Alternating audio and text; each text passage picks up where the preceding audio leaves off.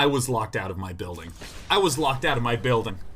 Okay, I know some of you crack your knuckles. You need do thing in your neck, you know, like that, you know? You know when there's a knuckle and you feel like it can crack and and it's just not, and it's not making the noise? I was scanning my little key card thing. It was going boop, boop, boop.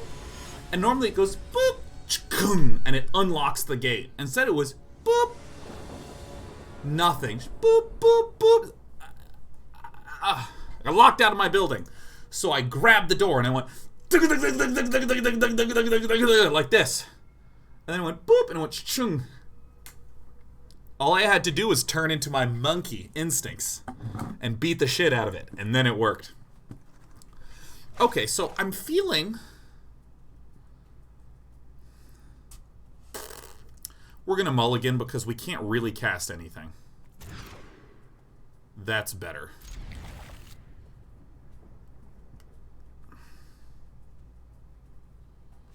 I'm just going to get rid of the Arch. I feel that these best of threes, there's probably... I would say 2 best of threes that we could have won had we just played a wee bit better. I'm going to say there's 2. I think our sideboarding has gotten better, but I'm going to try to go a bit into try hard mode. The fuck am I doing that for? So we see the Dimir colors. Would not be surprised to see a Brineborn fuckface. Dire Fleet Poisoner. So do we want to get rid of the Spectral Sailor or the Dire Fleet? You know, I think we want to get rid of this Dire Fleet. Because I think that we're overall trying to reduce damage incoming. We win the long game. If our opponent's drawing cards, so what? We don't really give too much of a damn. This could be Flash Pirates. This is a pirate, by the way. Spirit Pirate.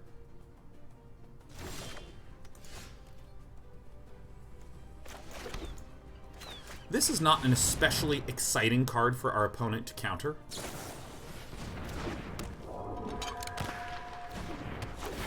Okay. Probably want the one that scries. Blast Zone absolutely destroys this board. I might even just go like Blast Zone, crack it, pass. Yarok. Where's me booties?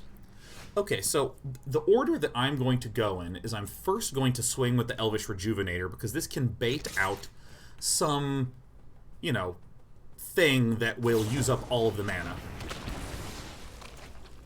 And given that that is what has happened now, I'm just going to play Yarok, man. If there's an Essence Scatter, I think that's okay. I think it's okay to run an Essence Scatter into this. Look out, Dispersal. That seems fine. My opponent is getting increasingly tied up on just these Spectral Pals.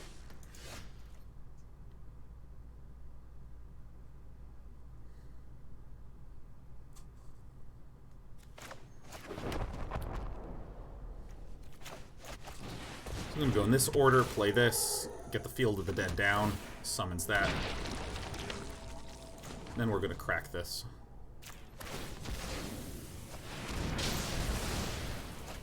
I know that might look a little derpy to have blown up my own dude, but I wanted a 2/2 blocker out for this. And this feels mostly fine. Hallelujah. Praise be to RNGesus.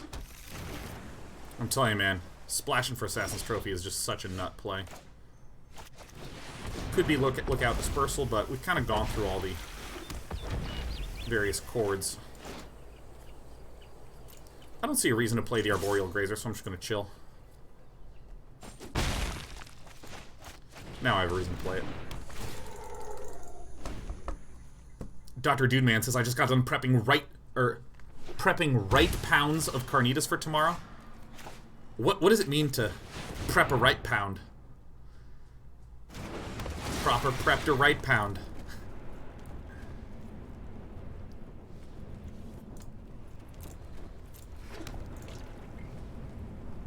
Land of the Dead. I'd say that would be 8 pounds. I like the idea that there's right pounds. I didn't have wrong number of pounds. I had right pounds. Right pound rolls. Cavalier of Thorns is just such an all-star. Let's see if we can actually win out today. Rather than saying win out, let's see if we can play well out. You know what I mean? Oh, this is weird. Okay, here's why this is weird. Look at Dire Fleet Poisoner, Fungal Infection, Assassin's Trophy. These are pretty black-focused cards. So the idea of also including within this...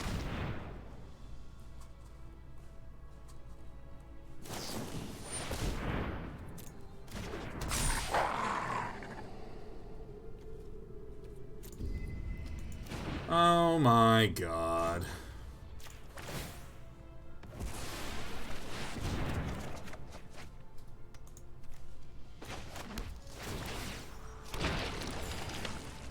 So if I swing with this... Yeah, I think I have to swing with this just like this, because there's no other really particularly good blocks here.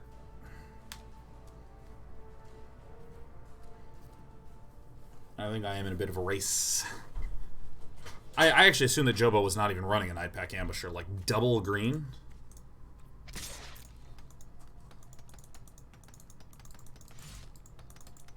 Swinging with one, I can just, like, multi-block. So probably nothing's what Jobo has to do. This is increasingly an issue. Alright, let's take a look.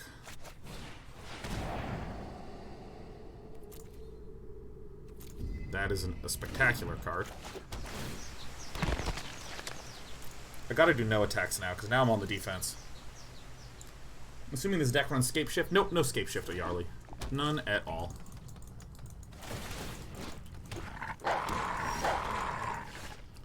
Alright, token generation. Who wore it better? This could be a counterspell. We expect there to be a lot of counterspells in here. That just really sucks ass, like, very much. So I think we died. This is a pretty heinously unlucky run out for us, but I think I played the opening quite well. I was in the mood to win out, but it looks like we're probably going to lose. Here comes dogs.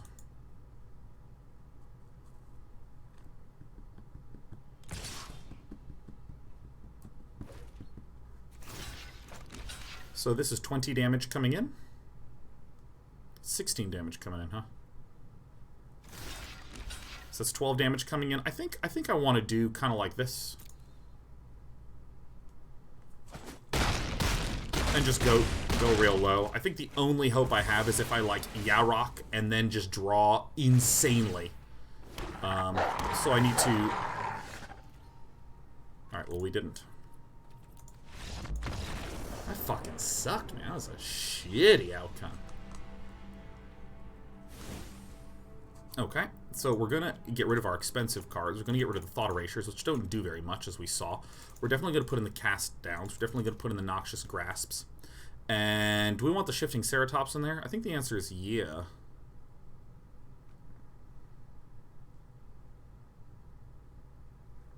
I think we say that Yarok the Desecrated is the one that we don't want in there. So we put in this, we put in the Assassin's Trophy. So we basically have a huge suite of instant speed removal. We have our Djinn card, which is the Shifting Ceratops. We get rid of Yarok the Desecrated because that's kind of a combo card. It's good if it survives on the board for a wee bit of time, and this is a much faster matchup. Our opponent's deck is basically Sultai Flash. But there's some weird additions in there that I actually think both confused me, but overall weaken our opponent's deck. So I'm feeling good. No Veil of Summer?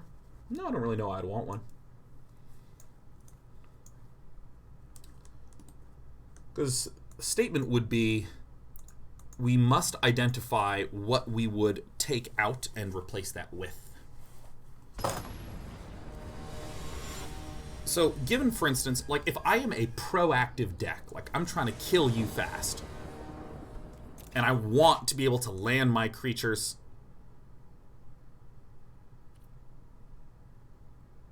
I think this is actually good. I mean, the cast down's very nice. So Veil of Summer works very nicely in a proactive type of deck, where I really want to land my threats repeatedly, and I don't want to be messed with. I don't want to, like, you know, get countered, obviously, to prevent me from getting the board presence that I need, because my whole game plan is getting board presence and winning. That's where I really find the Veil of Summer to be quite good.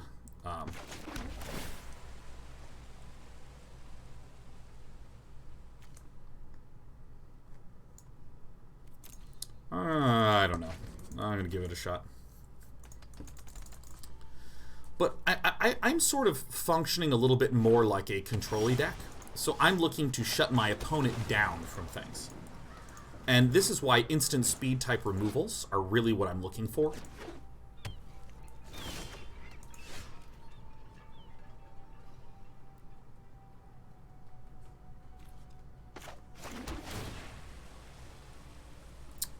Because I'm trying to sort of suppress my opponent from doing things. Oh my god, I'm a very lucky boy.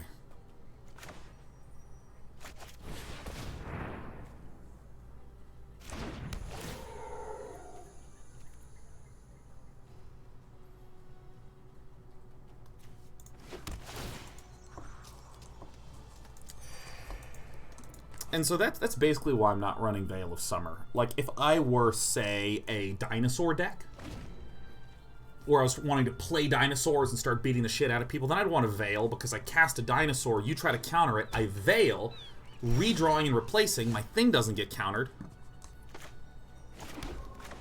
and then I win the whole video game. So I hope that explanation made sense, because I only felt half good about it. I do think we should have won that last game. Damn it. Rats. Balls. Crud.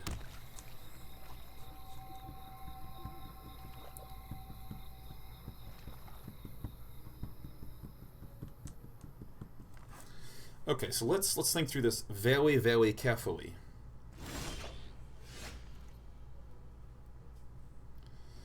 I mean, this does conceivably look like just slamming a Cavalier of Thorns seems good. We don't have risk of a Nightpack Ambusher coming out, which is really what this little fellow is going to be useful for. So let's just go ahead and play out the Cavalier of Thorns. My opponent could have some responsive things.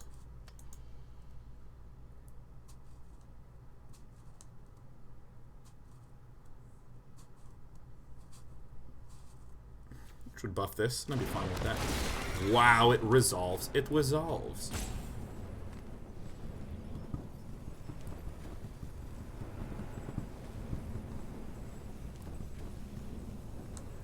Yes, we'll proceed very, very carefully, I am Deshaz.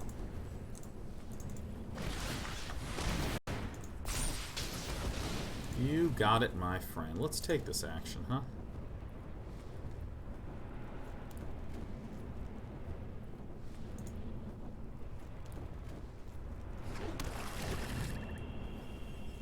One, two, three, four, five. That would be 6.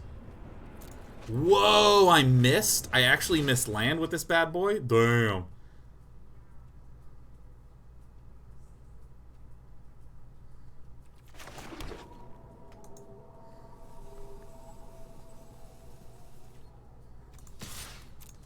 So this can't block because it has protection from blue. Good, good, good. Hooray, hooray, hooray. Yippee, yippee, etc. God, this deck has just been so stupidly fun. This is some of the most fun I've had playing a deck in a while. It's me, a giant tentacle guy. So now there's enough mana for a Brokeback Ambusher. I can never remember the name of this damn thing.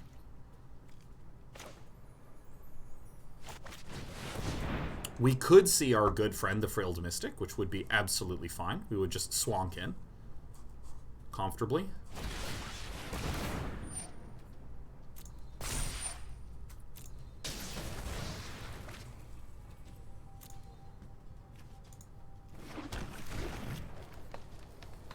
Pretty sure Brokeback Ambusher is actually not the name of the creature, but you know.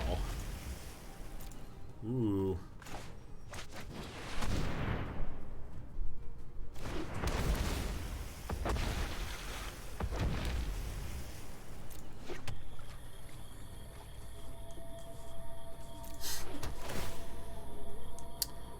it's working.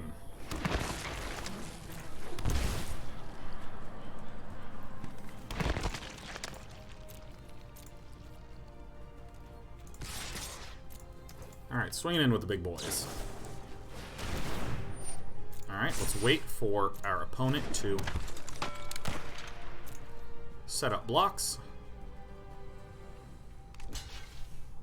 That's good.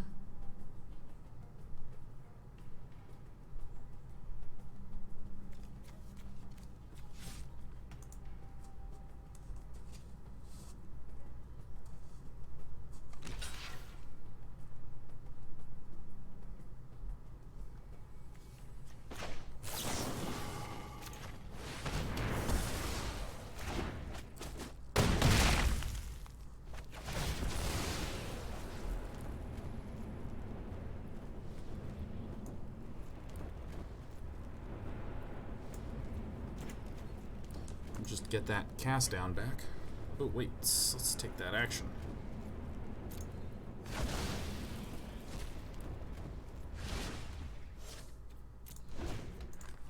Cool. Feel the Dead seems better.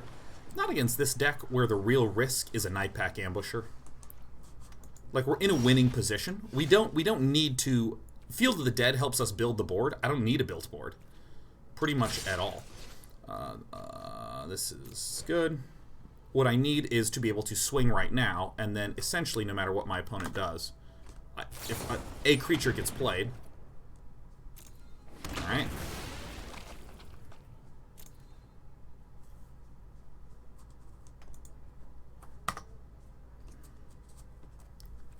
Yeah, I mean, my opponent is kind of boned.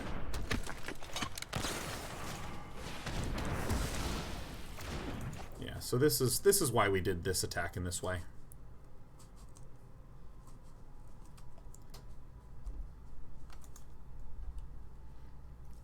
For our opponent, or excuse me, this is why we did this. Put this cast down on top.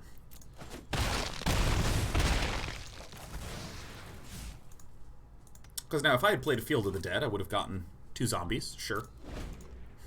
But if that's a Night Pack Ambusher, a board can start to be getting... or a board can begin to be built. There's plausible Legion's Ends that get run to clear that out, and then the Wolves of the Night Pack Ambusher start to build up. Side Turkey says, yeah, I was wrong. I don't know if wrong is the right thing. I'm just sort of describing my reasoning. It's also like, here's why I'm doing this. It's like me double-checking. I'm like, does that make any sense? And then often chat's just like, that doesn't make any fucking sense, Day and I. And I'm like, oh, well, I learned. All I had to do was get my ego wounded.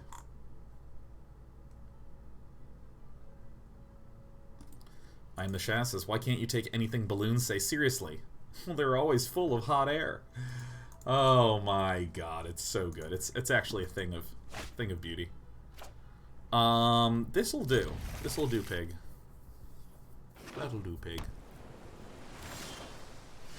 Alright, this to me says a Spectral Sailor. We can conceal our game plan a little bit by playing Drowned Catacomb first, followed by a Field of the Dead. Disfigure's not an extremely common card. I'm not even sure if we've shown it in this best of 3.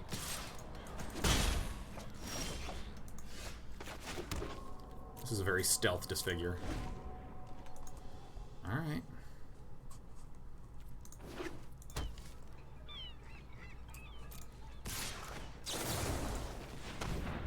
So I'll try to Disfigure this immediately. And a counter can be cast. This potentially a very valuable card.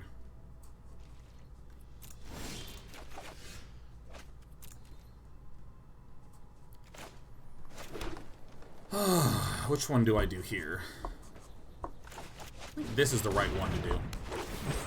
Whoa, not a single counter was seen that day. So that's a watery grave, and we have a drowned catacomb. We gotta get the Simic Guildgate, so that way we can have enough green sources for the Cavalier of Thorns. Could be a Brineborn. No Brineborn Cutthroat. Okay, so this essentially confirms for us that our opponent has a Night Pack Ambusher or a Frilled Mystic.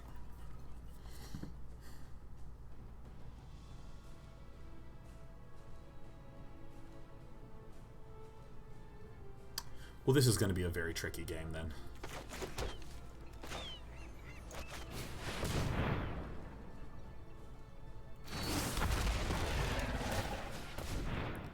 I'm doing this in this order because the only thing that can flash in that's really scary to us is that flash Death Touch Pirate. But more often than not, we expect a Night Pack Ambusher to be the real threat.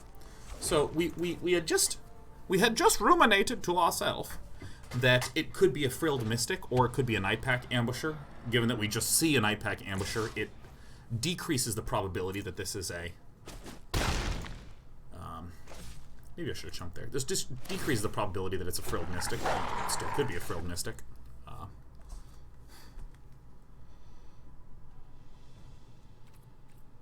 I'm not going to swing now because I want to be able to block this dog.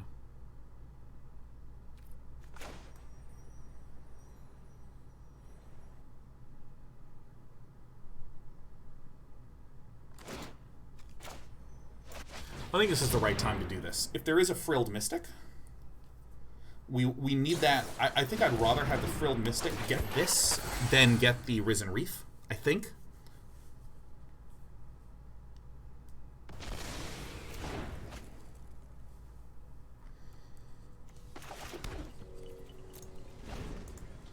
And I guess we're going to try to outfield to the dead our opponent. Yeah.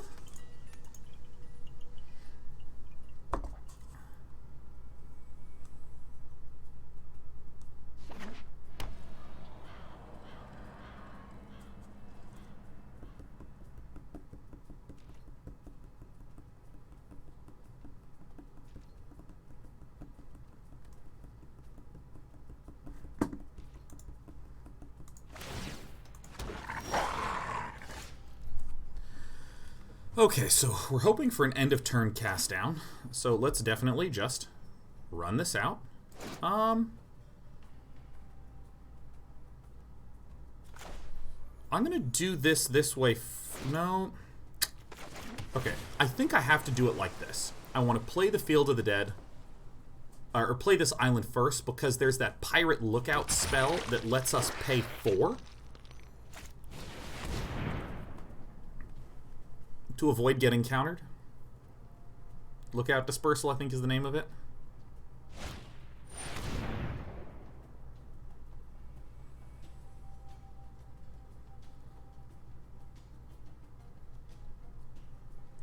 Nice.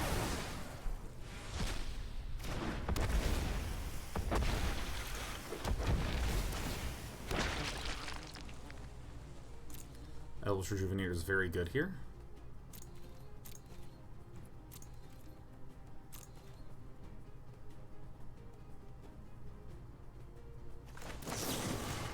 I think I'll just do this now. Nice. Oh my god, that was so close.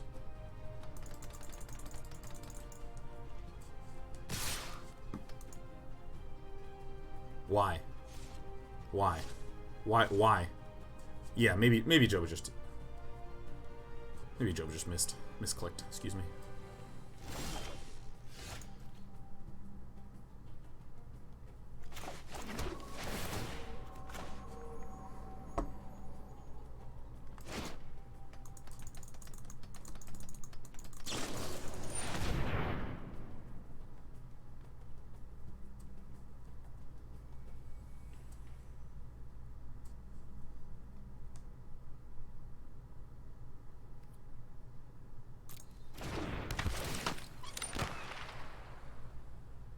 Interesting.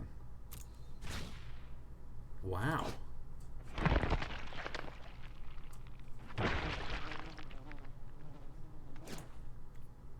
Wow. So I don't want to Elvish Rejuvenator here. I'm just going to pass through and...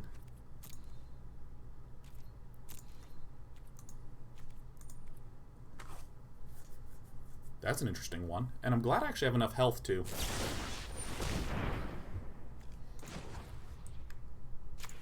Now you know what I'm going to be doing.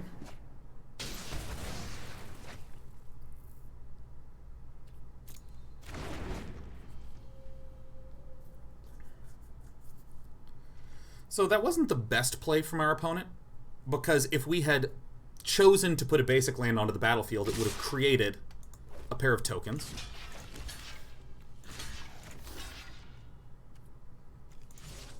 I'm going to avoid some... No, let me just go ahead and kill this because there's unsummon.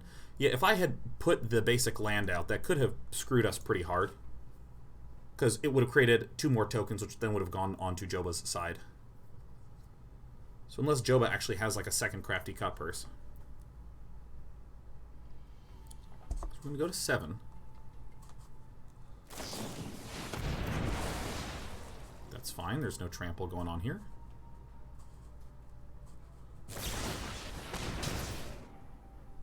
Oh my gosh, hell yeah, take this action. Oh my god, yeah, oh. Beautiful. Hello.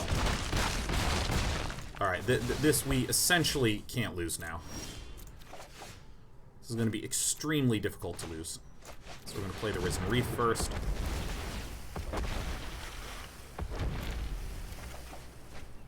Oh my god, yeah, awesome. Oh, so good. So then we're going to play the Cavalier of Thorns.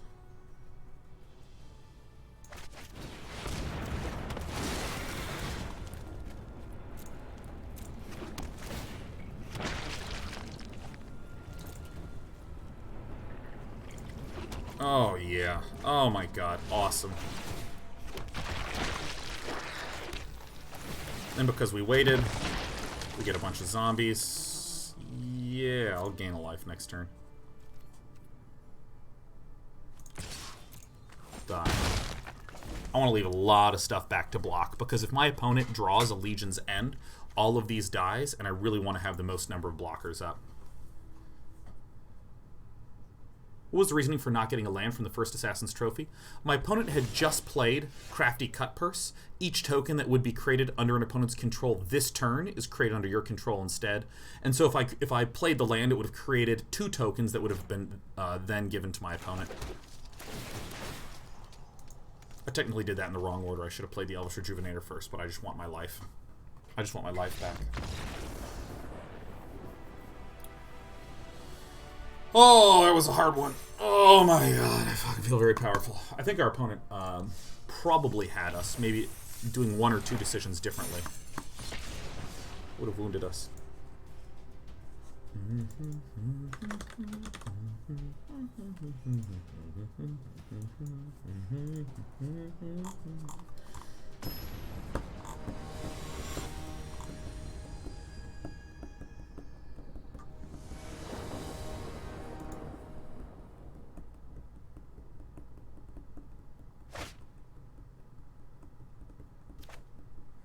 I think this is okay enough. We basically get a turn 4 Yarok.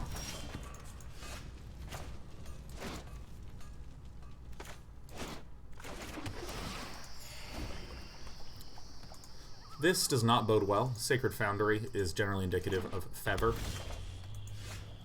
Mardu.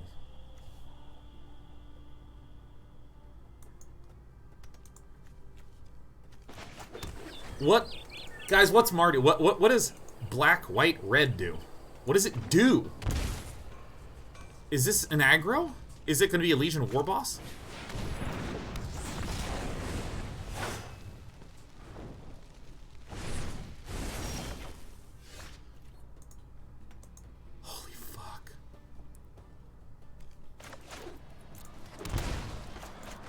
Well, I guess we've answered our own question, huh? We want to get this guy back. Vlem. Vlem's 5. Hi to you, Vlem.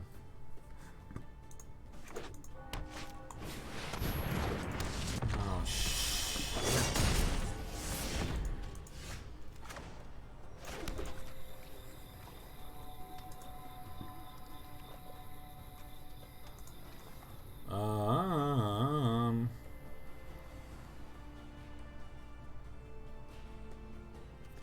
I think this is pretty straightforward to do. Yarok and Elvish Rejuvenator is an acceptable mix. We have an Overgrown, a Woodland, a Jungle, a Memorial to Genius. So I think that the Temple of Malady is fine.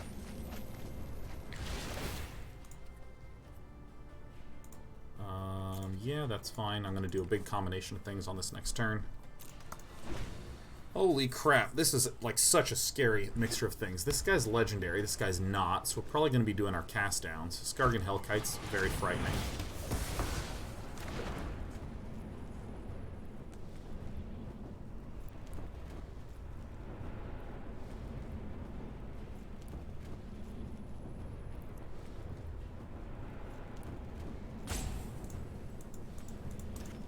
Alright, we have to submit one and then we decline the action. So this is very, very quite fucking scary. So I will now thought erase my way.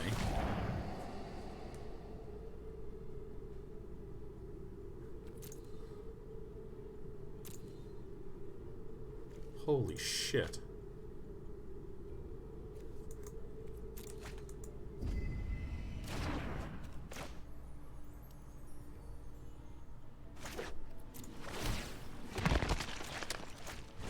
Oh my god. That hand is legitimately so scary to me. I actually think I need something way the hell better than that.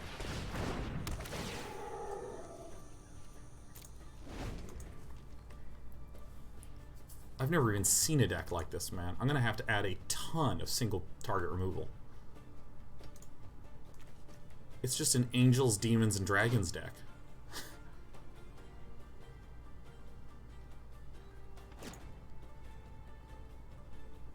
Like, land, pump this, summon an Angel is like an out-of-control good play. I gotta chump with my Arboreal pal.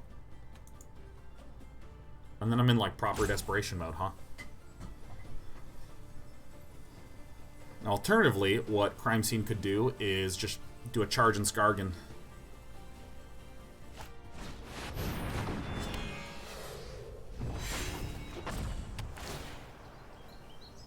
Give that guy Vigilance Trample, I guess. Send me down.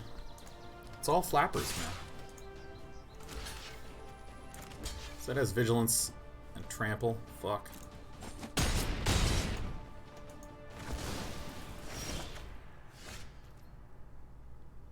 We've lost.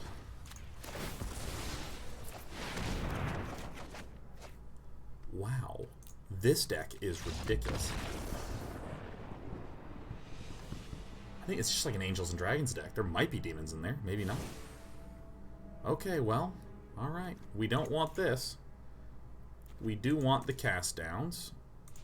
Do I want the Noxious Grasp? Destroy target creature, planeswalker that's green or white? Yeah, there's a lot of white in there. It's no blue.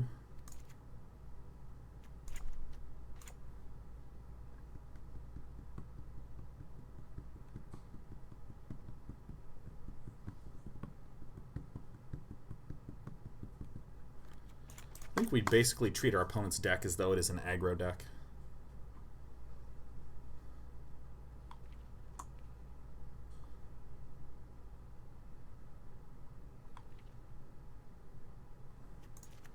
One Yarok seems okay. Jesus.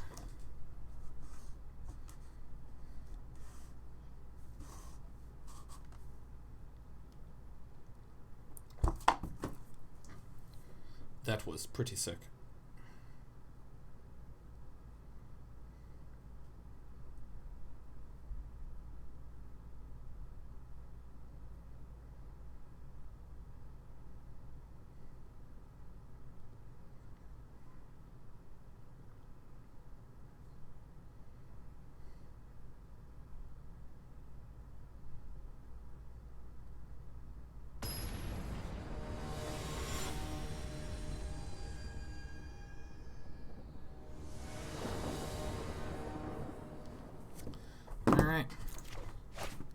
So, oh God. God, I love taking risks. I'm a risk taker. No one takes risks like day 9. Draw land, draw land, draw land, draw land, draw land. Draw land, draw land. Yeah, bing, bang, bong. Alright, come on, Sean. Draw land, draw land, draw land, draw land. Draw land. Draw a land. Draw. Okay, that's kind of like land. That's kind of like land. This I don't care about.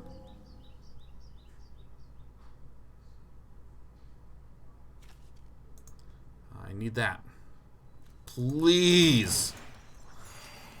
We select that instead of Field of the Dead because what I really want is a large Reachy boy. This is not a threat to us. This should actually probably have been cut from Crime Scene's Decaroo. What will it be, Crime Scene? There's one thing I will concede with this deck, which is that the games take a long time. Frankly, Bant Scapeshift, kind of fast.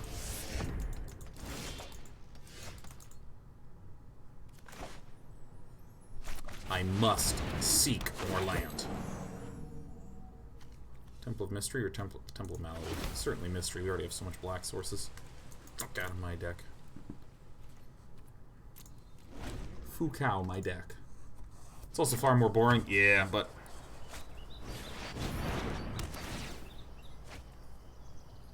I don't really give the most shit about that.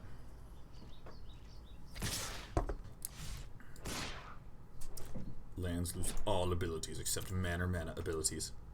This is fine. This is actually super duper very, very fine.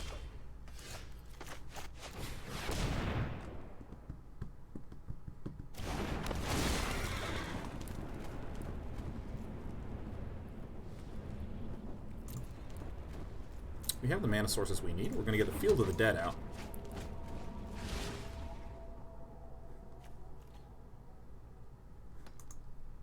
I find a bug.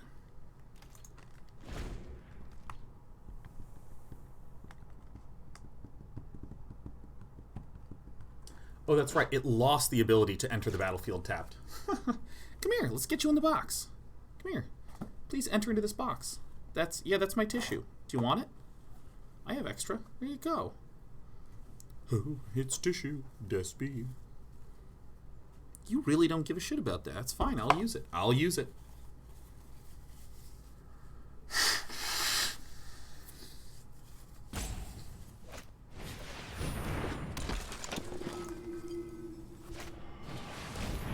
Oh, okay.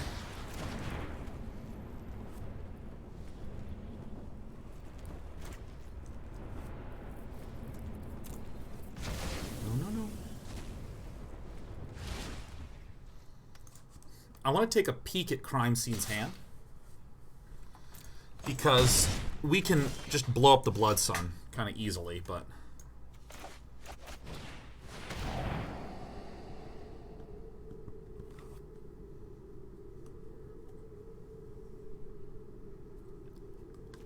Deals 1 damage, return the thing from the graveyard to the battlefield. Really, everything here is awful, isn't it?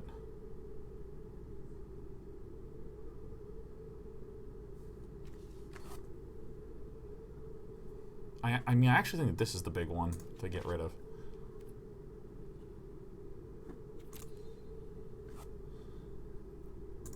Kitten, come on.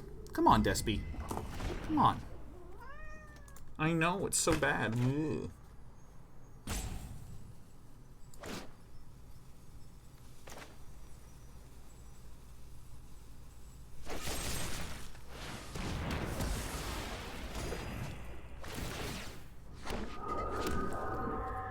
Oh, forgot I created fucking spirits.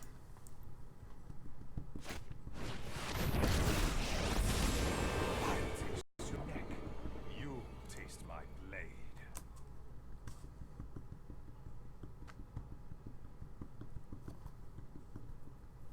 Maybe I should have deleted this guy. I'm just completely at a loss against this deck.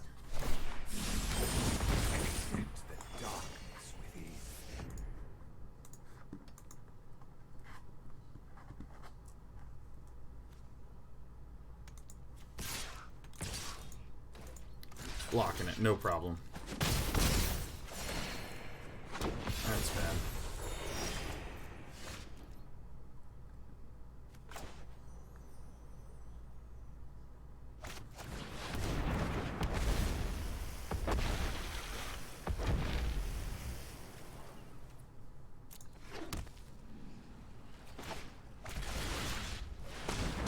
god. Yeah, let me just get out of this game, dude. Holy shit. I think I really did need to get rid of Sorin. I just... Not thinking through the lines clearly against that deck. I just... I was just looking at it and it was just like blind panic from start to finish. Just like, ah, fucking flying angels.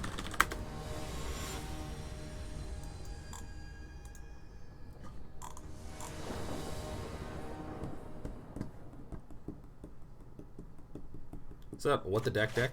Oh, just like a beatdown Angels deck. It's like a good deck. See Lucan. we would not dare run any of those on the show. It is a good day to scry. Why not? Okay, so we have a Woodland Stream. We have a Golgari Guildgate. Is this something similar to us? Is this us? Are we this deck?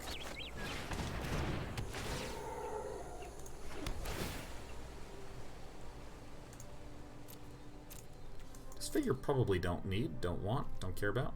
Let's go ahead and swing in the Grazer. Let's see what happens when two Grazers meet. Bam.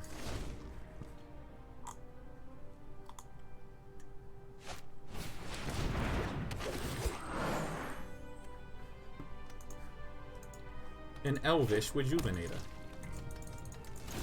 Some 6 sloth on sloth action. Okay, so I think that is one of these an untapped land? Nice. Game! I gotta restart it. Remind me to restart. What? It's 6 already? Holy shit. Today moved at the speed of light. Well, I guess that's what happens when you...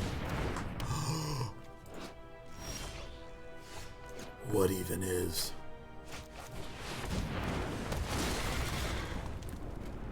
Field of the Dead. Thornwood Falls.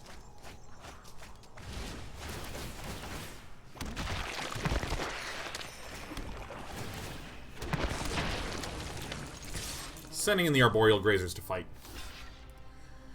God, man. I'm probably going to do another, like, 12-hour sleep tonight. It's going to be pretty good. Alright, this is where Might plays a Wild Growth Walker. We all throw up in our mouths a little bit, but we respect Might for being a good player.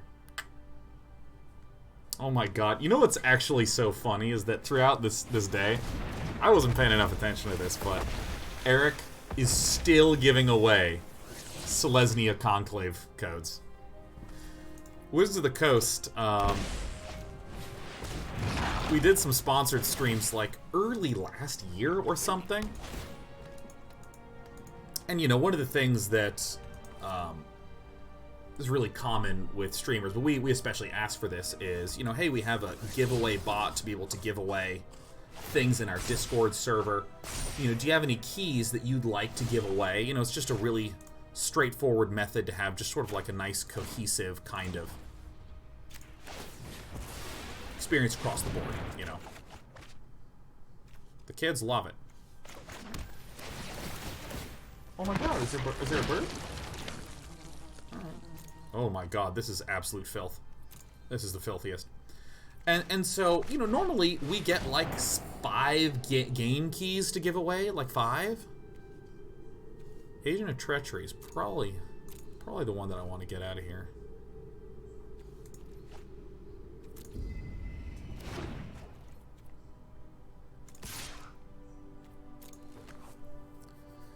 And so we were expecting, you know, Wizards of the Coast to maybe give us 5, 10, 20 things, and they gave us like 6,000. They gave us 6,000 keys. Just something like obscene. Because the funny thing, and you know, I've talked about this before, which is that Magic the Gathering releases such an incredible amount of content that they give away tons of decks for free every single season, all the time. And so these Conclave codes, I mean, there's not like super crazy mythic rares or anything in them, or any of that sort of nonsense.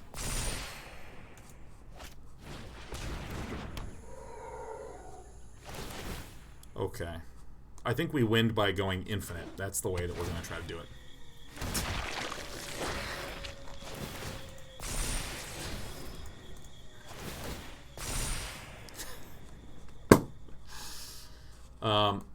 So, I mean, like, yeah, they were like, yeah, no, it's not a big deal for us to just give away some extra stuff, you know? It's, like, not a big deal.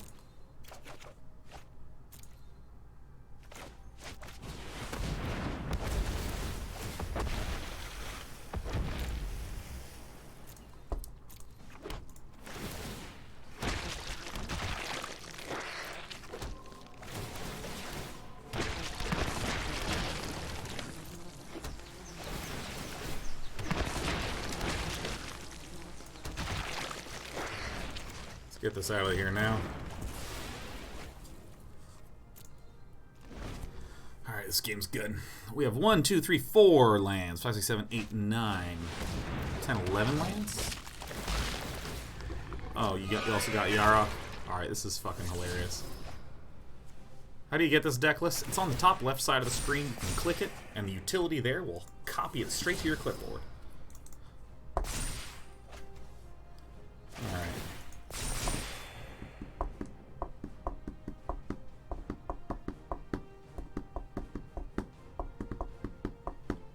Exceed SC. Happy 3-year streak, my friend.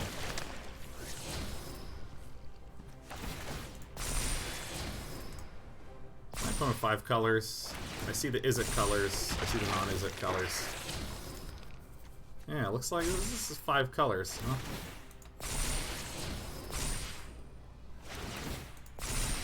It's in the middle far right now? Oh, that's right, they did change the way that works. Ah, damn. Well, in that case, it's there. Golos Tireless Pilgrim.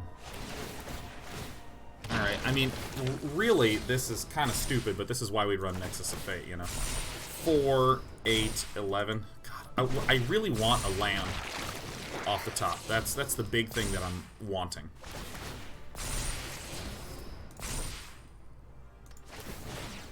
Alright, my opponent's just casually up at... fucking there's just so much life. Well, I just been talking for a little bit. This is so funny. So yeah, Eric's just been giving away like 100 at a time in our Discord.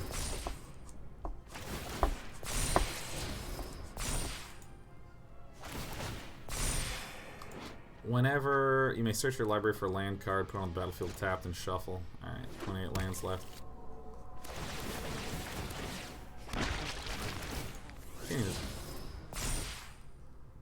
I mean, weirdly, there's like not that many guys out there. So, once upon a time, someone asked, why on earth has Wizards of the Coast not made a Magic the Gathering client? Why didn't they do that? It's so obvious. That would be such a home run, you know? And the reason is, like, look at what's happening right now. This has not crashed. This is just stably running. I mean, that's so impressive to me.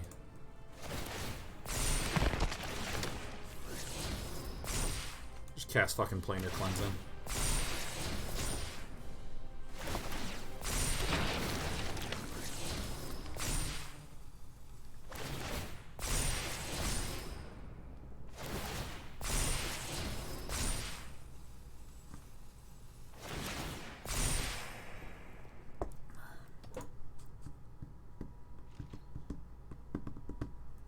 Might pass us. That's so funny. That is a fan-fucking-tastic draw.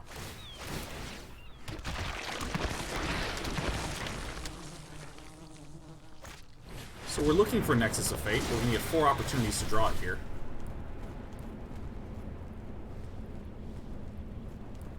Let's scry. So now we're going to summon a lot of triggers. There's one scry. We don't want that. We're looking for Nexus of Fate. Here's our other scry. We don't want that. We're looking for Nexus of Fate.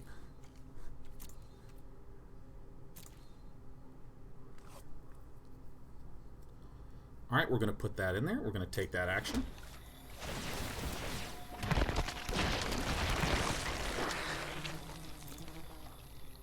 Okay, cool. We're going to look here. There's another Field of the Dead. Maybe a scry opportunity actually would have been better. Nexus of Fate one time. No rats.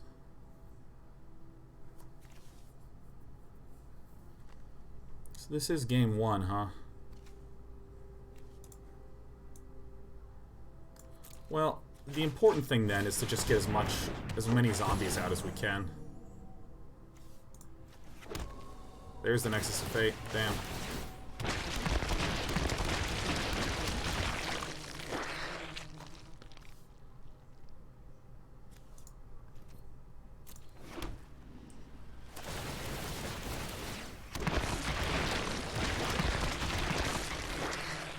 I'm not entirely sure we're actually going to win this.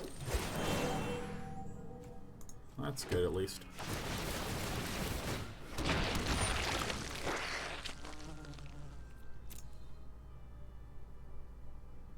What?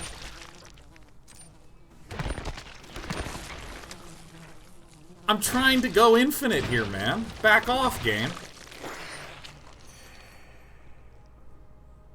The client's like, just fuck off. I'm like, no, I'm gonna keep making zombies 8 at a time. You take a different action or there's gonna be a draw.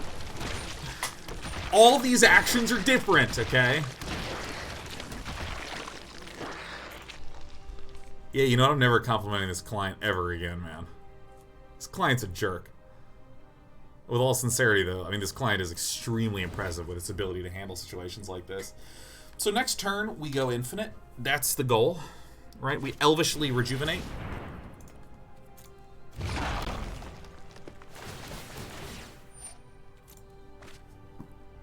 Actually, probably the correct play is to...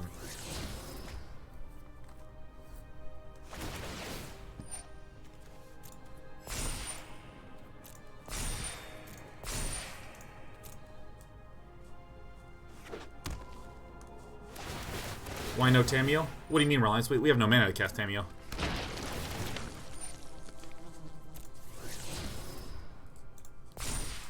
So playing Yarok will let us draw 4 times.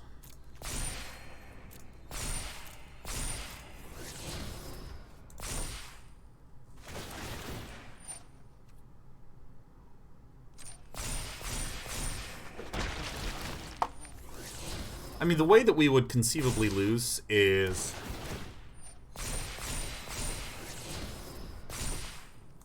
We're going to be getting infinite turns pretty soon here.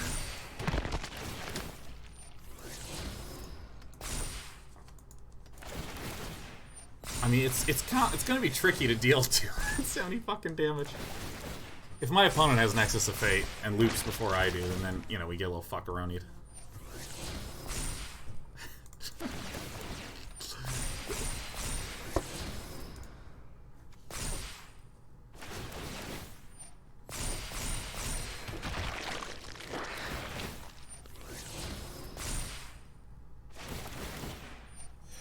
I'm gonna board in Golden Demise.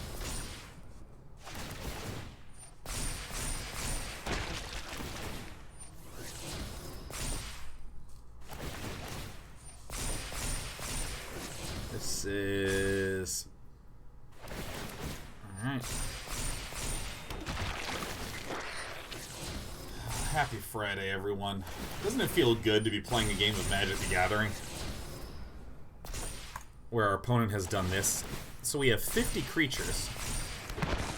So right now we can, if none of them are blocked, we can deal 100 damage. So we'll probably need hundreds. Hundreds and hundreds of fucking zombies. Can I even get that many zombies? If I can, is there a way to sacrifice? This is destroy a permanent and enemy controls. Ah, that's right. Okay. So we can win this. If we just get Nexus of Fate off, we basically win the game. Alright, who you taking?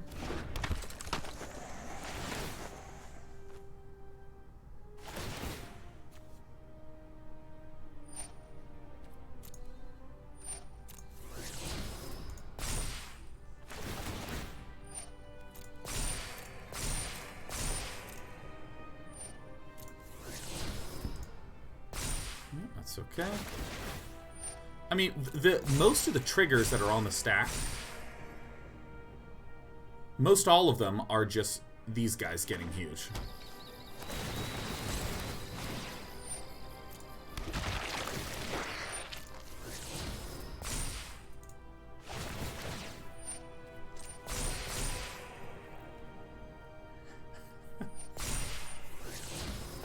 What? You don't tell me to do anything.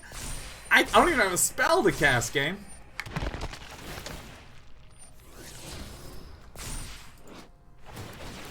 I mean, you can actually take control of my Fields of the Dead with this, which is actually so funny.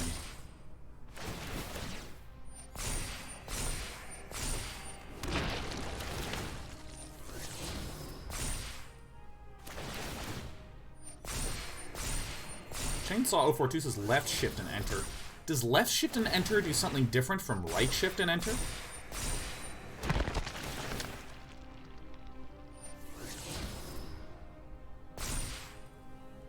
It's different?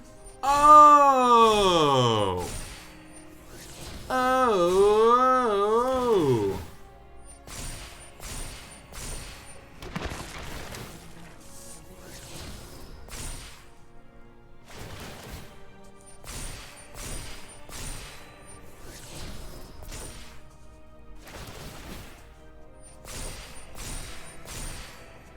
So we do have a way to infinitely recur.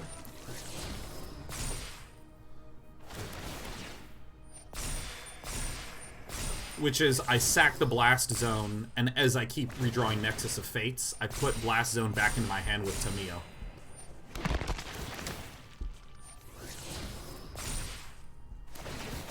So we can just keep putting the Blast Zone back into our hand, blowing it up, put the Blast Zone back into our hand, blowing it up, put the Blast Zone back into our hand, blowing it up. So hilariously, if it passes back to us, we win.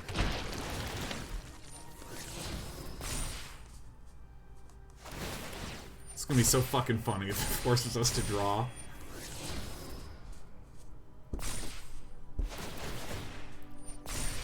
Yeah.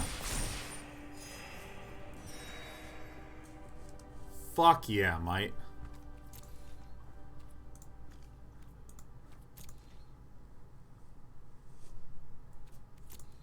Oh, you would pass the turn. What a baller. Alright, nice. Okay. So first things first, let's draw 4 and then just get a Nexus. Okay, 1, 2, 3, 4, 5, 6, 7, 8, 9, 10, 11, 12, 13, 14, 15. 15 and 4 is 19. 19 minus 3 is 16. 16 minus 5 is 11. 11 minus 4 is 7. So that's enough, right? So let's count that one more time. 1, 2, 3, 4, 5, 6, 7, 8, 9, 10, 11, 12, 13, 14, 15. 15 plus 4 is 19.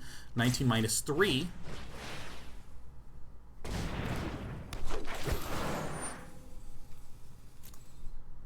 So as long as we get one land out of that, perfect. That's going to trigger a bunch. Watch this. Resolve all.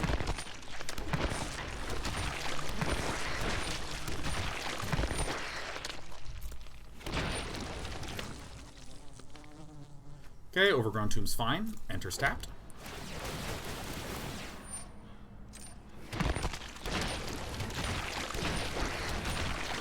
This is going to be the hardest win I've ever done. Okay. So we have 7 cards left. Now, if I cast this, we have 1, 2, 3, 4, 5, 6, 7, 8, 9, 10 lands left. What did I fuck up? 1, 2, 3, 4, 5, 6, 7, 8, 9, 10.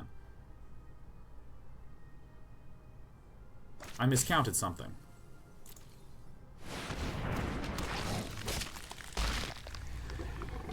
This one, I guess.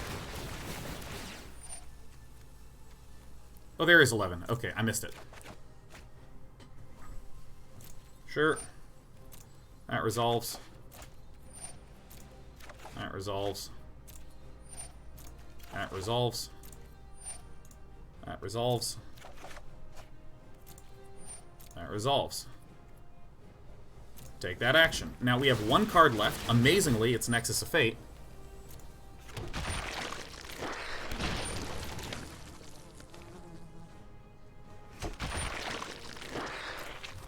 I see. The reason that I was getting confused by the counting is that my lands have an arrow on them now.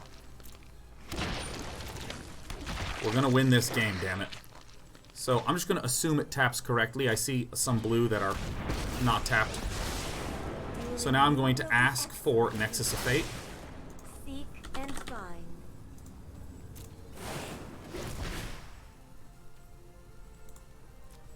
So now I cast this with my remaining mana, which I do have.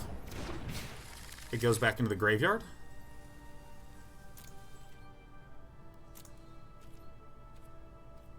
We don't attack. We end our turn. We immediately play Nexus of Fate to get an extra turn. We dismiss. We then Blast Zone, where X equals 2. Total. I always say that incorrectly. We then plus in order to get Nexus of Fate. I know I noted this somewhere. You see how we're going to win this? So we're going to start looping turns. Let me just thought erasure to just see what's going on here. Get that fucking Path of Discovery out of here. Yep, that's what we want. Okay, so then what we're going to do is we're going to pass the turn. Now, we might ask, what if our opponent can just continuously block forever? That can't happen because what I can do is I can Blast Zone, like this, sacrifice Blast Zone. It now blows up everything that costs 2 mana, which was those Wild Growth Walkers. I can then -3 to return from the graveyard the Blast Zone that I just put there.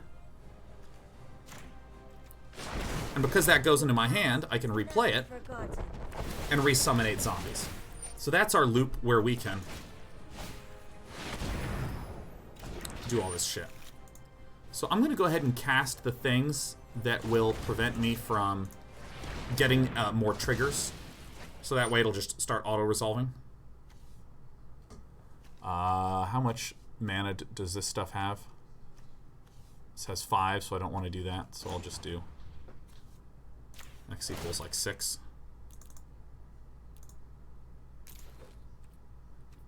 Doesn't even matter.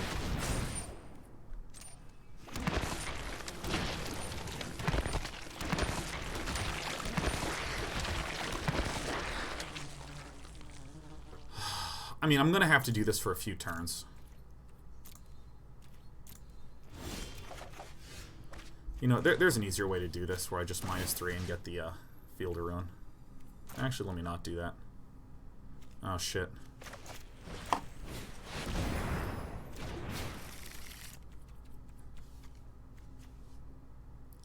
It only has 6 on there.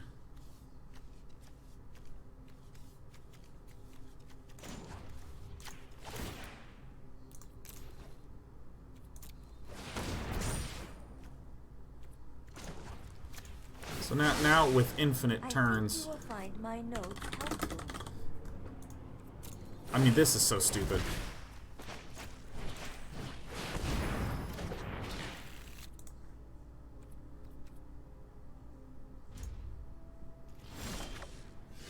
Okay, so then I Nexus of Fate. So first let me...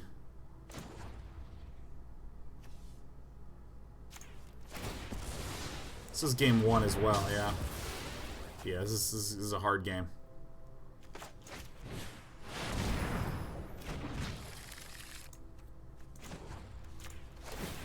But I figured it out. Figured out how to make sure that we don't lose this. Creating 8 zombies every few turns.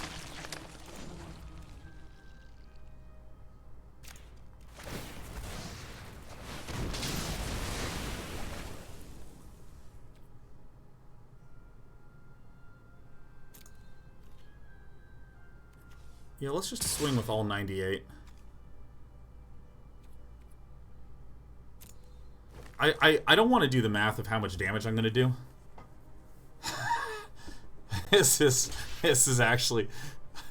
I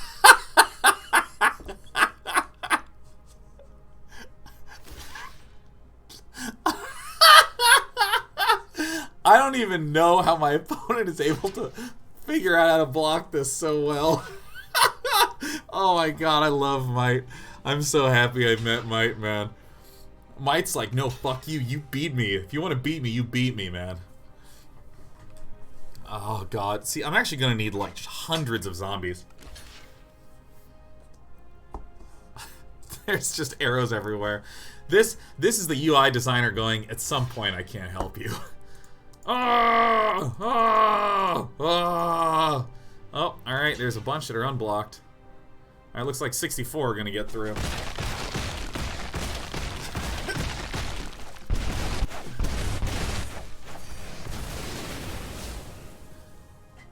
Oh, fuck me. Oh my god. This is actually legitimately gonna take forever. Alright, so let's just be as quick as we can, okay? Alright. End turn. It's our turn again. Nexus of Fate. Done. Dismiss. Plus. To the library. Nexus of Fate. Done. Nexus of Fate. Done. And the turn. Dude, oh my god, Might's just making me... Might's making me do this.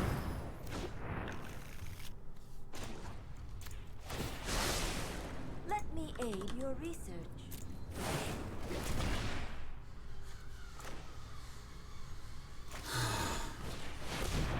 I mean, Might has to see that I'm creating infinitely many zombies. Yeah, no, fuck you, Mike. I'm gonna win this game. I got this.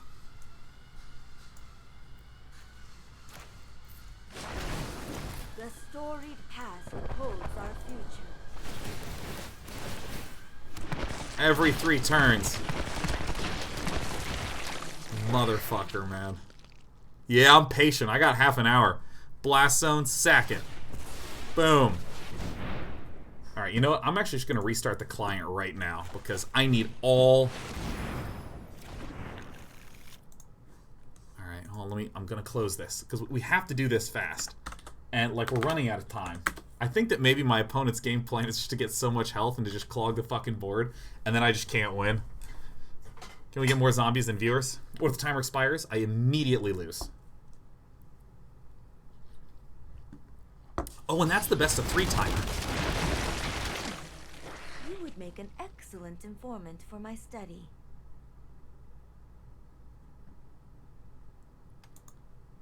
Alright, so I have some extra turns. We're going to pass. So we have 14 minutes left. So we play this,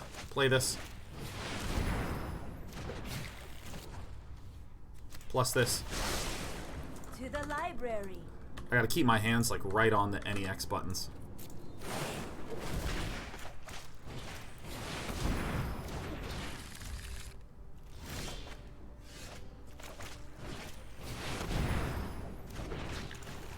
Maybe it's faster if I just submit none. Seek and find. No, I have to name the card. Okay.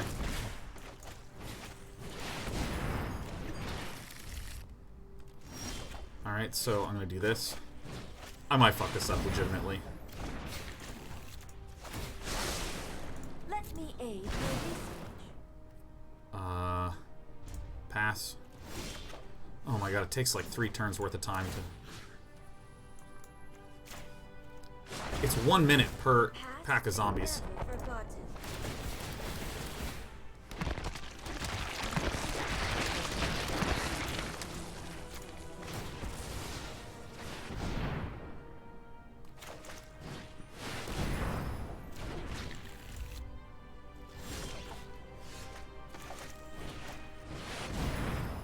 Actually, I know a way to make this go faster. I know this somewhere.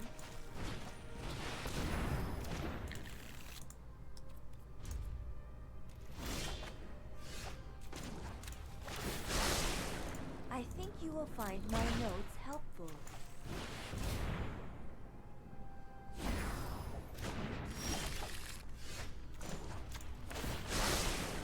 To the library.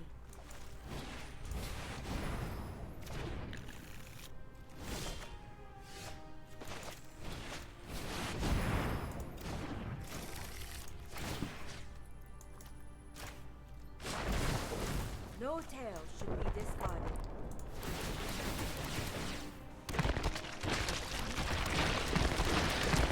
It's about a minute per 8 zombies. I don't know if we're going to be able to do it in time.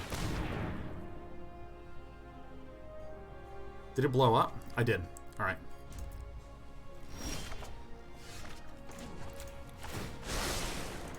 Seek and I'm gonna get you, you fucking bastard.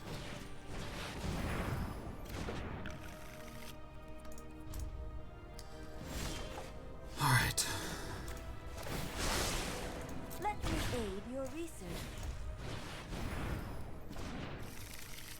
This, like, legitimately, I could screw this up. I know I noted this somewhere.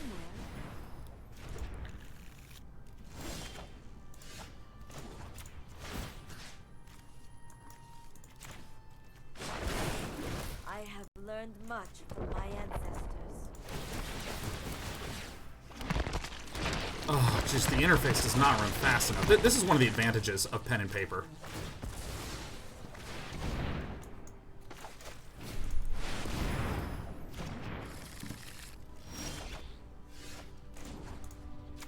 Going as fast as I can. I think you will find my Alright, can someone tell me the amount of zombies that I'll need? Can someone just tell me? Do I need to get to, like, what, 200 zombies?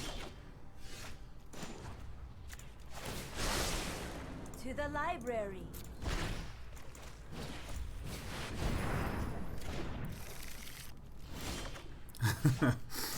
I'm trying, man. If I win this, I am an impressive bear. And find. Not for a one-shot kill, but to guarantee that I can win just by swinging.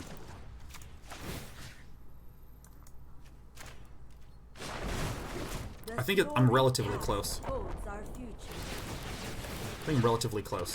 Not a one-shot kill. Not a one-shot kill. Just how many? I think I'm going to do one more round of zombies, and then I'm going to give up on doing it to just see if maybe I've done it. How many can my opponent block per turn? I don't have enough time to look and count. Your research. Actually, how many blockers are there? That's the question. How many blockers are there? 32 per turn. All right. I know I noted this somewhere.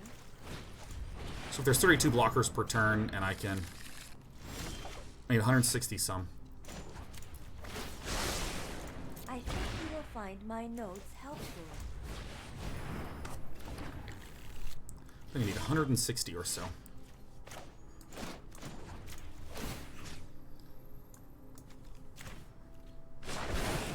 I follow the tracks of the wise.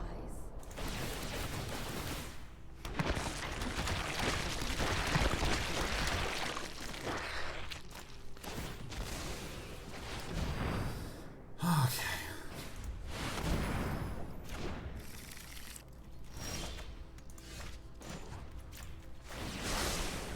To the library. I actually don't know.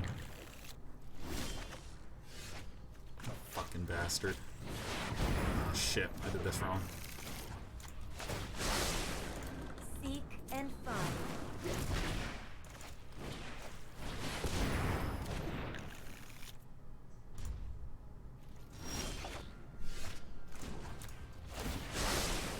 Let me aid your research.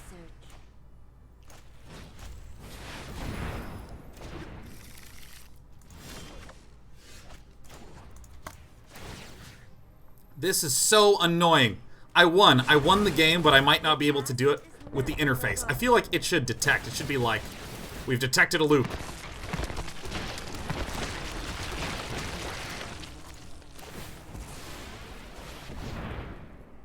I'm amazing. I figured it out. But still.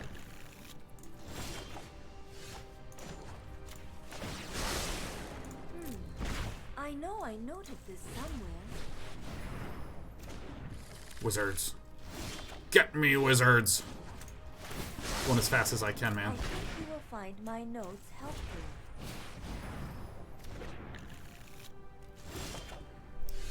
I can only create 8 at a time, which fucking To the sucks. library.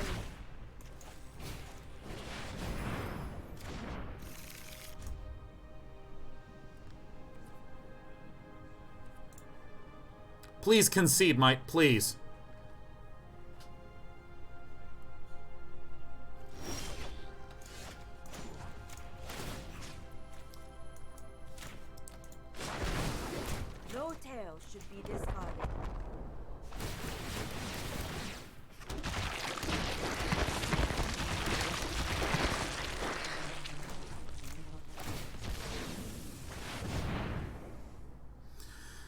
32 blocker, 32 minus that is 96, so we'll get through 200 damage, and then we'll get through again for 60 damage, and then we'll get through again for... Okay.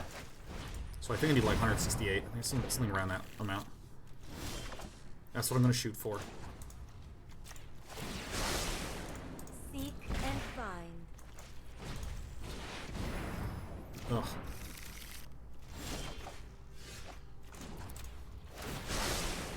Let me aid your research.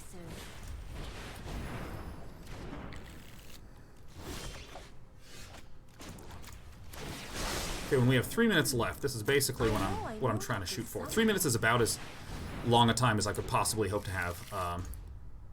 Oh shit, did I shuffle it in? Okay, good. I'm just not going to talk now, I'm just going to play.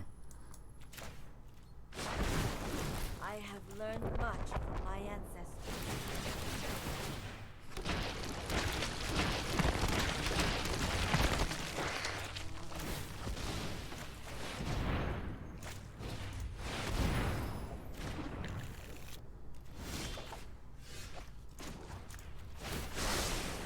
I think you will find my notes helpful.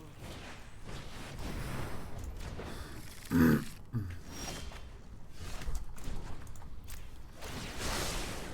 the library. I'm trying as hard as I can. This game is so stupid. If only I hadn't just like tested out how much damage I could do. Seek and find. 6 minutes left. Okay.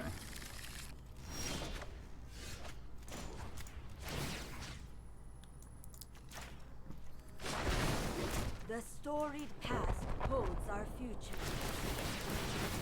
I'm gonna try to break 170, then I'm gonna start swinging in.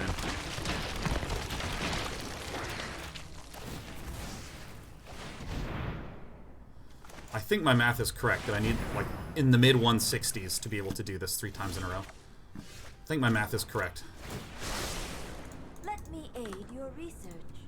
But, like, this is very back of napkin math. Pass turn. Oh my god.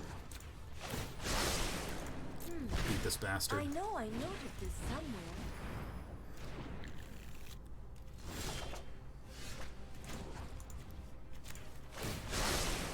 I think you will find my notes helpful. Next, wait, no, I'm starting to... My brain's starting to get tired of just doing the exact same thing over and over and over again. To the library. I think... Shit, no, I fucked up. That's fine. Alright, 2 more cracks, 2 more cracks. Hit the next turn, then we're gonna go -3. We're gonna go -3, we're gonna get the blast zone. Trying to go as fast as we can. We have 4 minutes left until it auto-concedes us. Hit this.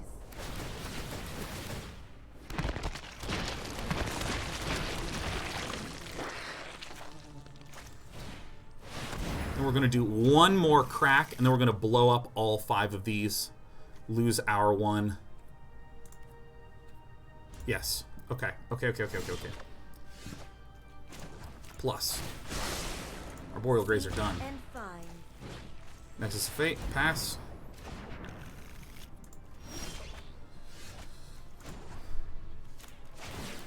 One, 2, 3, 4. Pay 8. Oh. Oh, I fucked up. Whatever. Arboreal Grazer, done. So we do this. Alright, this is as good as I've got, right? This is as good as I've got. -3. Field of Ruin. The past is never forgotten.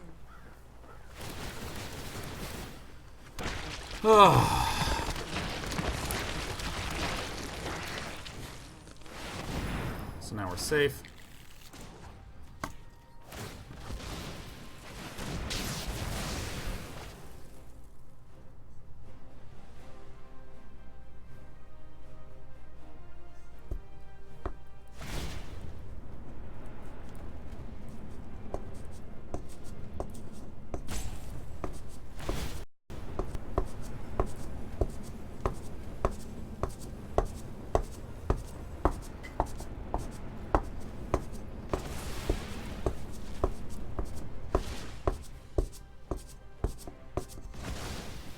Okay, okay, okay, okay, okay. Then we're just going to pass the turn.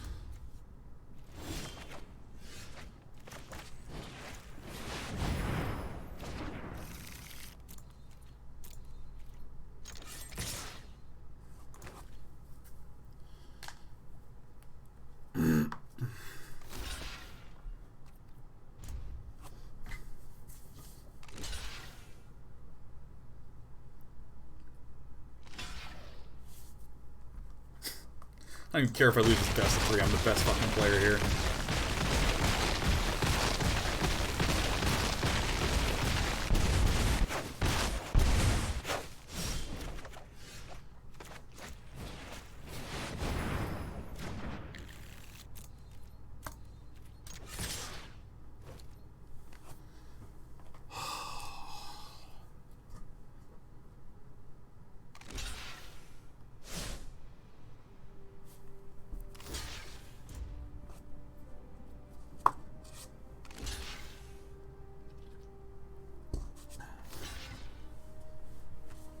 I think it was 168 if I didn't blow up the 5 dudes. I think it was 168 if I didn't blow up his 5 mana cost dudes. Yeah, fuck yeah, we did it.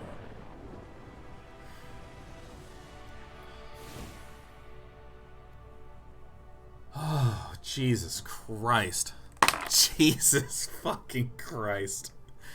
Get this out of here. Get these fucking Arboreal Grazers out of here. Give me Unmoored Ego. Oh my god, get an Assassin's Trophy in here for fuck's sake. Get me Golden Demise. Oh, Jesus. Oh my god. Oh my god. Dedication. Alright, we have 3 minutes left.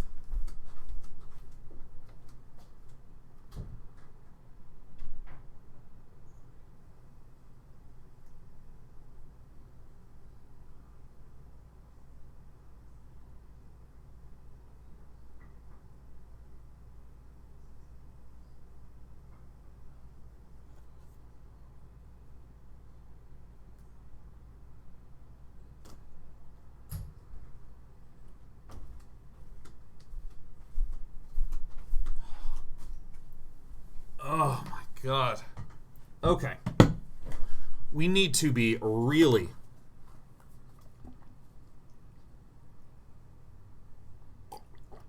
fast. We need to be really fast because we have 3 minutes of time left. This is why we're going for Unmoored Ego as a play here. Now, Might could beat us. Alright.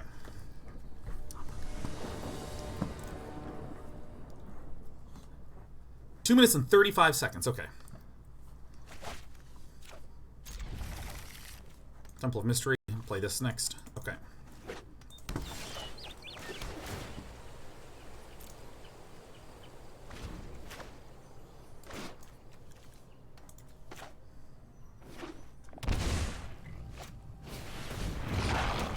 Okay.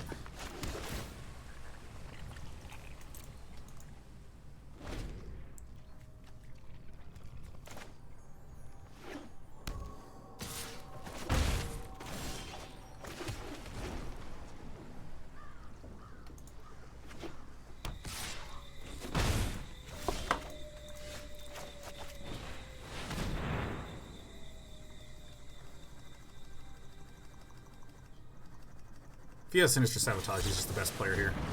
Alright, he's the best player here.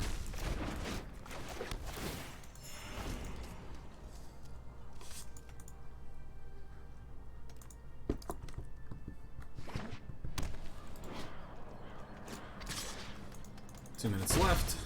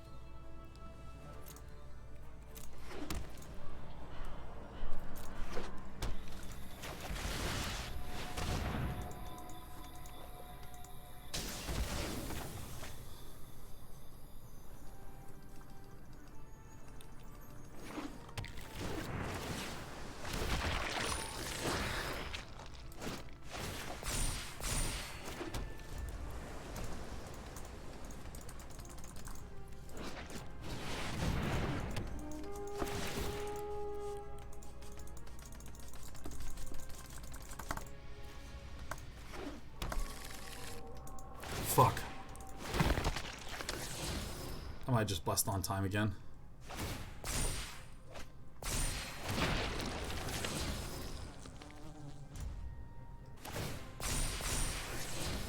I think I still need to be Assassin's Trophying those lands, and that's our hope.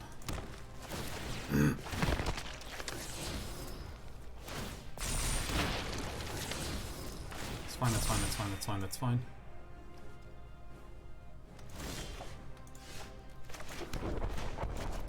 Blast Zone is very good.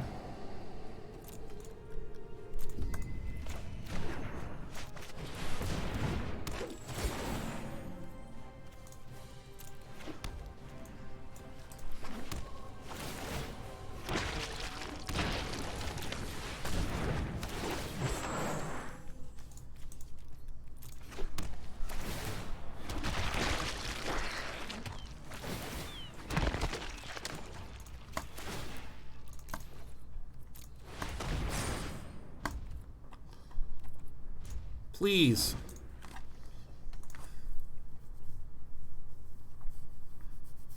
"51 seconds, man.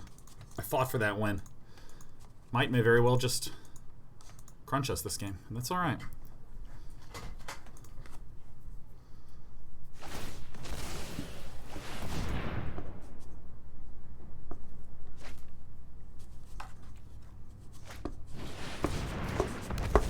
This just getting infinite heals sucks.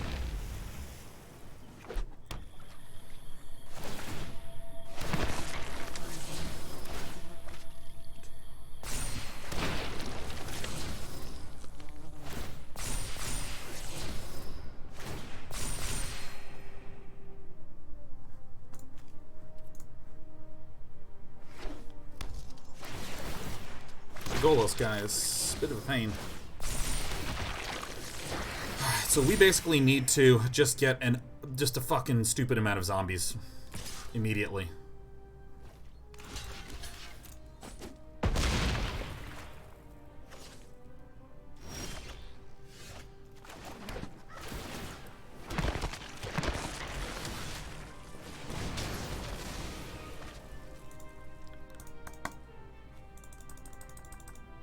Fuck.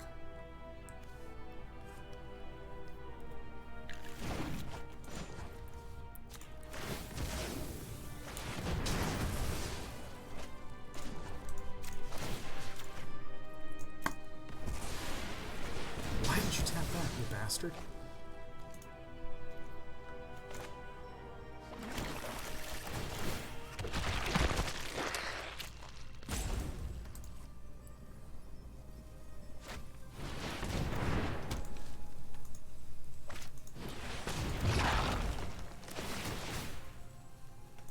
Three seconds.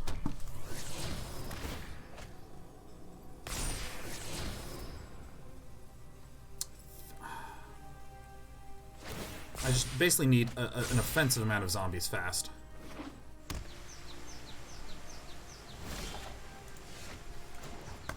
That doesn't help us, so we don't play it. I'm getting interface fucked here, man. Like, all this just generation, yeah. Fuck. Oh my god. We're gonna lose on time.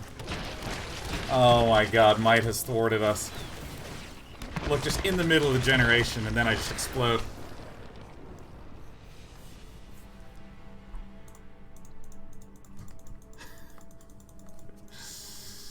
Ah, fuck.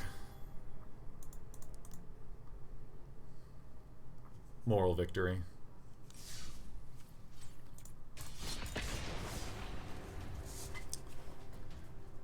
Now, what's interesting is that in Paper Magic, you actually get a disqualification. You just get forced to lose if you're in the position of the opponent.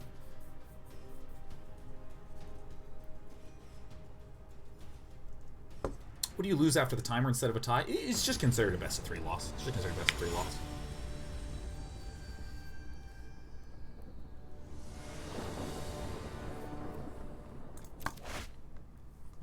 So, I mean, like, you know, for instance, take chess.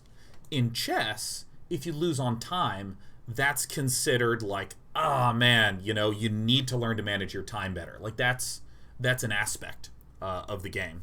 Magic has like a sort of half and half. Sometimes, if you are taking a long time and you lose on time, they just say, yeah, you needed to make your decisions faster. That's fine. But in the cases of infinite loops where your opponent cannot progress the game, that is the place where in Paper Magic that they go, like, they would go to the opponent and say, okay, Sean is generating 8 zombies a turn. Do you have any way to interact with that? And if the opponent says no, then they just force the opponent to lose. Because time... It's not that I am... It's a different kind of time problem, right? There's the time problem of I need to think through all the decisions. We want to limit the amount of time that you have on that. That's what this clock is about, is trying to make sure you have some limit on the amount of decisions that are there. Let's do this. Yeah. What if they just have an opt to interact with? Then they'd be forced to opt and then look, and then, you know, it would just be there. It would just go on from there.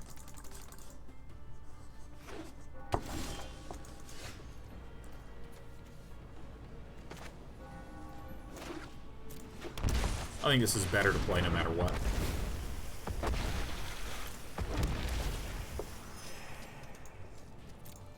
How's that different from them just conceding? I don't even understand the question, No Rush.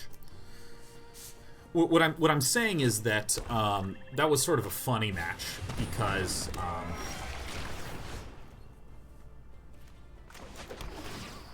in like Paper Magic, they would actually go to the other person and say, "Yeah, no, we're just gonna give you a loss on that." Do I want to get rid of Sorin? Do I want to get rid of Legion's End? Definitely want to get rid of the Sorin.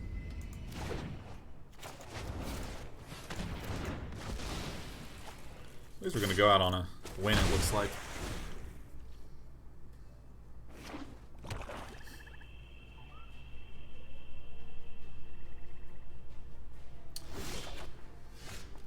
Working Class Hero 83 says, I don't know if I agree with that. Well, the thing is that, like, there is a chance of, like, misclick type plays to occur, certainly. Why not? Let's play it all out. I'm not necessarily pointing out that anyone's doing anything right or wrong. I'm just saying that there exists a mechanism to say you can't do that in Paper Magic.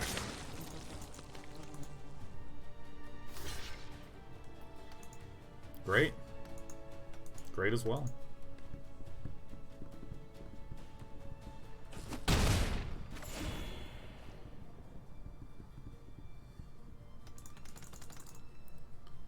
Might did get the better of us. I think that actually, if I was saying, okay, I'm playing Arena, let me just try to think of how to win in the game of Magic the Gathering Arena with the rules as they are now.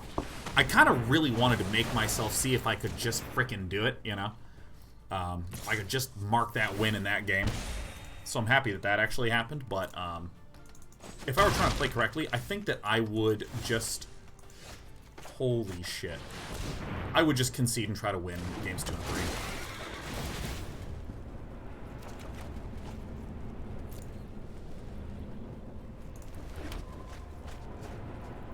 Well, this is just stupid. Marlon Brando should just concede.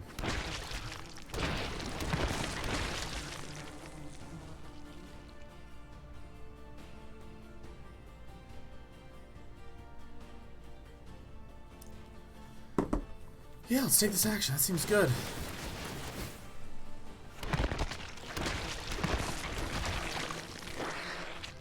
Yeah, I'd love to have that one on top. Oh, I completely forgot. Yeah, I'm a dumbass.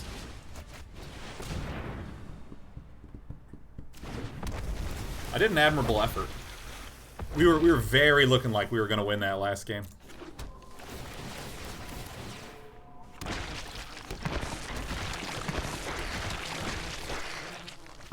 Oh, yeah. Fuck yeah. Tacos are coming.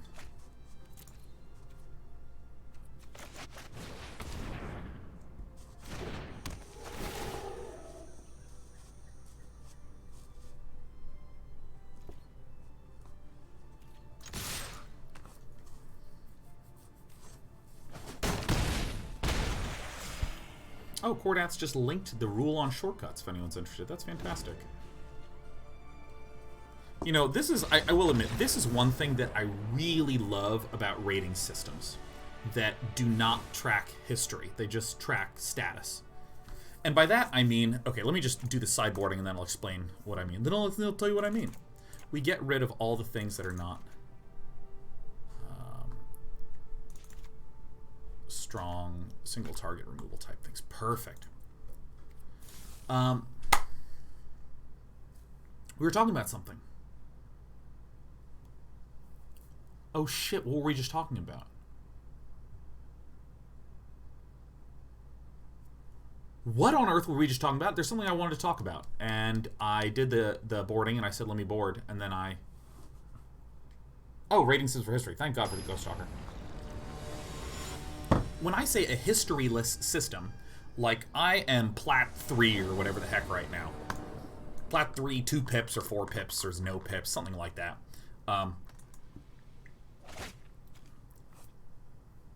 And when you have a situation like that, it means that I can win and lose and win and lose and then go win and win, and I can kind of forget where I was in the history of everything. Because, you know, it's just about where I am right now. It doesn't matter if I had a 100% win rate to get to Plat 3. It doesn't matter if I had a 50.0001% win rate to get to Plat 3. I'm just Plat 3, which is good. And I've played in an enormous, enormous number of different ladder systems in my life.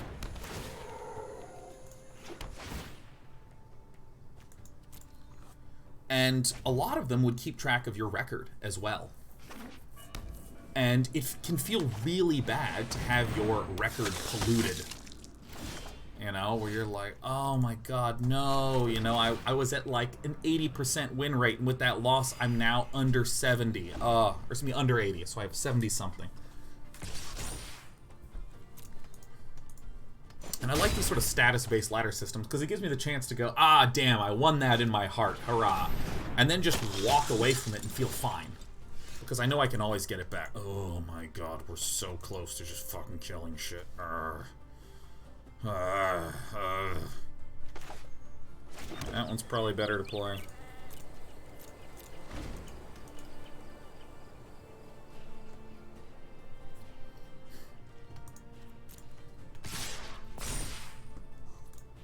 How do you judge what is and isn't a win condition? Well, if you're talking about specific judging, Sage Arena says, unless you see someone's entire deck. Yes, that's how it functions as a judge. The judge has access to the entire deck that the opponent, that all players are playing, so they can see all that. I'm almost a genius deck builder.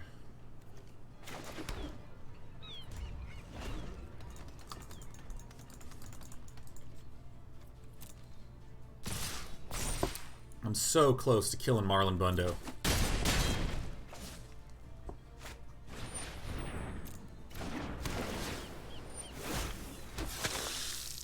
Sidney says, it's more so referring to the person who wanted to rely on a report system to not have decks without win conditions. Ah, I see. Oh, here I come, Marlon Bundo. Give me a black land. Yes. And all that day 9's feeling pretty scry. Ooh, that's a good one. Oh, yeah.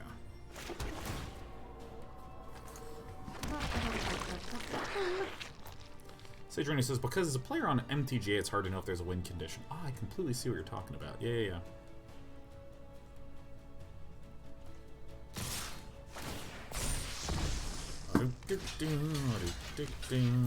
Alright, let's eat some things. Nom. Nom. Nom. Being at 6 is very dangerous, for sure. Oh, awesome. That is fucking awesome. Alright, let's count. So now we should have enough to ascend. Bye.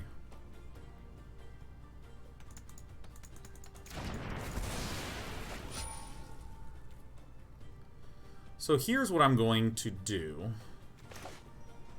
I'm just going to swing with my Cavalier of Thorns. Because my opponent could choose to block with the Knight of the Ebon Legion, buff it to give it Death Touch.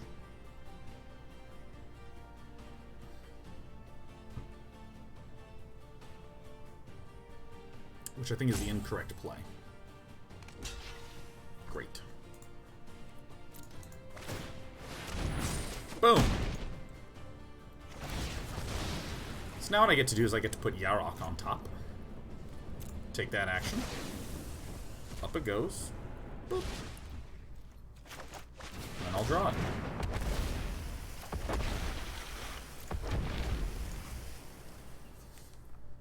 I think if the little ascend symbol's glowing pink, it's enabled. Yeah, old habits die hard. I'm just going like 1, 2, 3, 4, 5, 6, 8, 9, 10. Okay, cool, cool, cool, cool.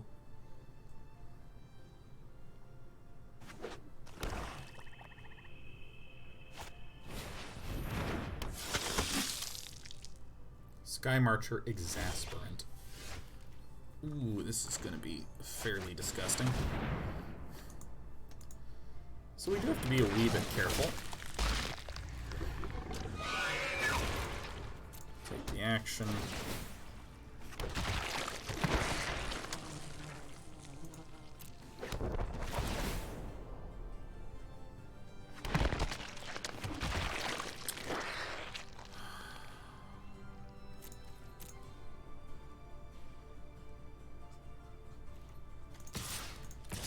So I think that playing the Risen Reef seems super tight, but I really think that the best thing here for us to do is keep the Assassin's Trophy. To make absolutely super certain that in case there's some weird... that thing gets flying and then somehow there's a card that buffs it, that somehow it can then swing in and hit me in the face. Like, I just want to make sure.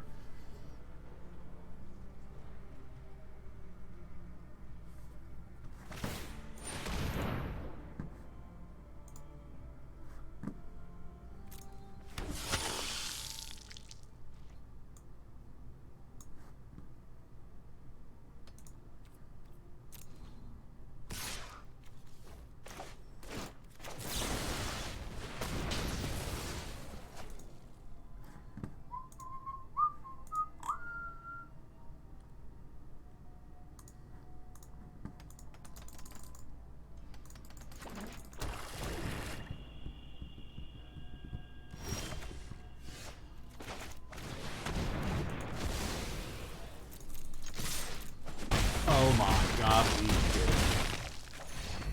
Well, that was... You know, I think the biggest thing that we did is we sort of reworked the deck to be much more winning, and we got much better at it. And slightly bummed that we didn't get that overall many points gained, but the deck takes a long-ass time to win. So that was fun. I'm going to see you Monday. We're going to do more ridiculous... We're going to do especially stupid decks on Monday. Double Sorin was a lethal line. Ah, Taito, that's a great point. I didn't have any idea of what the specific line would be, but I just wanted to play to my outs. I'm going to see you on Monday. It's going to be Magic Monday, Magic Tuesday. Not sure what I'm going to do on Wednesday. I might do Outer Wilds again. I might watch TI games or some such thing. I'm going to go eat a tasty taco Friday dinner. And then I'm going to watch some Gravity Falls, because that is an excellent, excellent movie. TV show, whatever, it doesn't fucking matter. I'd like to remind all of you of a couple things. First of all, we have some new merch, dbh.la/day9. Just Google up Day9 merch, and you can find it with the Googs, which is pretty cool. We also have the Day Night Festival that's going to be happening on August 31st. That's a Saturday, where, you know, you watch me play Magic all day today. The festival is where we all play games together. We're doing some in-house Overwatch, some in-house Dota 10v10. There's Dungeons & Dragons campaigns that are going to be run on Sunday, the day after the festival, that you can feel free to sign up for. You can go to our Discord for more information about where to sign up there. There's also going to be large-scale games. I'm hoping something like Golf with Friends. We can get way more than 50 people involved in the games, right? Just big, massive player games. And then we're going to do There's also going to be a game jam run by our very own Witty Adrian, which is not going to be a massive one. If you're interested, you can check it out. But Witty Adrian's just looking for some people who've had comfort developing games before, just to do like an 8 to 12 person game jam leading up to that. You can find more information about that as well on the Discord. And if you're confused, just go to the lobby, ping a mod, ping me or Eric, something like that, and we'll direct you accordingly. So I hope to see you there. Hope to see you on Monday. Hope you have a great weekend. This was a good day. This was a good day. And you know what, Despy, a lot of that's thanks to you. Hi, Despy. I love you. Yeah. Oh, you're in the box. All right, I'm getting the hell out of here. Bye, everyone.